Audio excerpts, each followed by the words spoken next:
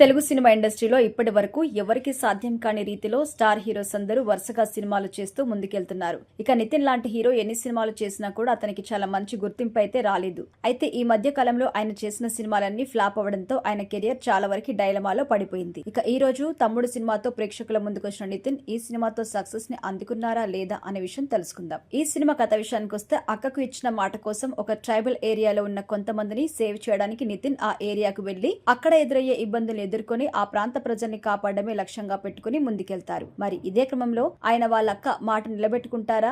ఆ ట్రైబల్ ఏరియాలో వాళ్ళు పడుతున్న ఇబ్బందులేంటి, వాళ్ళకి ఆయనకు మధ్య సంబంధం ఏంటి అనే విషయం తెలియాలంటే సినిమా చూడాల్సిందే. విశ్లేషణ విషయానికి వస్తే ఈ సినిమాను దర్శకుడు Sriram Venu brother and sister sentiment తో రూపొందించారు. గతంలో ఆయన చేసిన సినిమాలు కూడా లేడీస్ కి పెద్దపీట వేస్తూ ఉండడం విశేషం. ఇక రీసెంట్ గా జరిగిన ఒక మీటింగ్ లో కూడా ఆయన లేడీ ఎమోషన్స్ లేకుండా నేను కథలు రాయలేను అని చెప్పారు. ఇక ఈ కథ పేపర్ మీద బాగానే ఉంది, కానీ స్క్రీన్ మీదకు వచ్చేసరికి కొన్ని కన్ఫ్యూజన్స్ అయితే ఉన్నాయి. వేణు శ్రీరామ్ రాసుకున్న కథని చాలా క్లారిటీగా స్క్రీన్ మీద ప్రజెంట్ చేయడంలో చాలా వరకు విఫలమయ్యారు. ఇక ఈ కథని పర్ఫెక్ట్ గా స్క్రీన్ మీద ప్రజెంట్ చేసినప్పుడు మాత్రమే అది ఎలివేట్ అవుతుంది. కానీ దర్శకుడు స్క్రీన్ ప్లే విషయంలో జాగ్రత్తలు తీసుకోవాల్సి ఉంది. అందువల్ల ఈ సినిమా చూస్తున్న సేపు ఏదో సాగుతుంది అంటే సాగుతుంది అన్నట్టుగా ఉంటుంది. శ్రీరామ్ వేణు గత సినిమాల మాదిరిగా ఎమోషన్స్ ఫుల్ లెంత్ కంటిన్యూ చేయలేకపోయారు. మరి ఈ సినిమాలో కూడా అదే లోపం అయితే కనిపించింది. ఫస్ట్ హాఫ్ లో కొన్ని అనవసరమైన సీన్లు అయితే ఉన్నాయి. సినిమాలోకి ప్రేక్షకుల్ని ఎంటర్ చేయడంలో ఆయన చాలా టైం తీసుకున్నారు. మూవీ సెటప్ కోసం ప్రయత్నం చేసినప్పటికీ ఆ సెటప్ కూడా పెద్దగా వర్కౌట్ అయితే కాలేదు. కొన్ని యాక్షన్ సన్నివేశాలు, సెకండ్ హాఫ్ లో వచ్చే కొన్ని ఎమోషన్స్ సీన్స్ ప్రతి ప్రేక్షకుల్ని కొంతవరకు కనెక్ట్ అయినప్పటికీ దిల్ రాజు బ్యానర్ నుంచి సినిమా వస్తుందంటే దానికి ఒక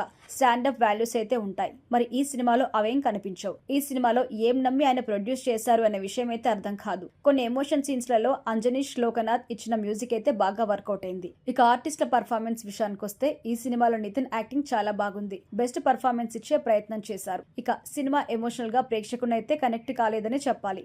అయితే అది ప్రేక్షకుడికి పెద్దగా ఇంపాక్ట్ అయితే అవ్వలేదు. ప్రజెంట్ చేసినా కూడా సప్తమి గౌడ సైతం మంచి పర్ఫార్మెన్స్ ఇవ్వడానికి స్కోప్ ఉంది. తాను కూడా కొంతవరకు సినిమాలో లీనమై నటించిందని చెప్పాలి. ఇక వర్ష బుల్లమ్మ తన పాత్ర మేరకు నటించింది. లయకి కూడా చాలా తక్కువ స్క్రీన్ టైం ఉన్నప్పటికీ చాలా మంచి పర్ఫార్మెన్స్ అయితే ఇచ్చారు. ఈ సినిమా టెక్నికల్ అంశాల పనితీరు విషయానికి వస్తే అంజనీష్ లోకనాథ్ ఇచ్చిన మ్యూజిక్ చాలా బాగుంది. బ్యాక్గ్రౌండ్ స్కోర్ కూడా అద్భుతంగా ఉంది. సినిమా విజువల్స్ ఒక రకంగా బాగున్నప్పటికీ ఇంకాస్త ఎక్స్ట్రాడినరీగా ఉంటే బాగుండు అనిపించింది. ఫస్ట్ హాఫ్ లో కొన్ని ల్యాక్ సీన్స్, అనవసరమైన సీన్స్ లేపేస్తే బాగుండు అనిపిస్తుంది. ఇక ఈ సినిమా ప్లస్ పాయింట్స్ విషయానికి వస్తే యాక్షన్ సీక్వెన్స్, నితిన్ యాక్టింగ్, మొత్తానికైతే ఈ సినిమా ఒకసారి చూసేయచ్చు.